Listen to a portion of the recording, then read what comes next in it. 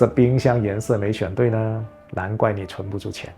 赶紧看看你的厨房有没有白色、银色的冰箱呢？风水学里边属金，金生水，水生财，这是帮助你吸财的。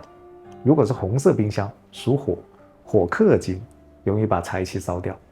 黑色冰箱呢，则水太旺，财气容易冲散，赚多少漏多少。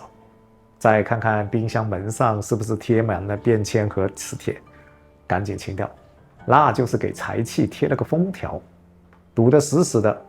还有冰箱顶部是否堆满了杂物，这叫压顶，直接压住你的财运。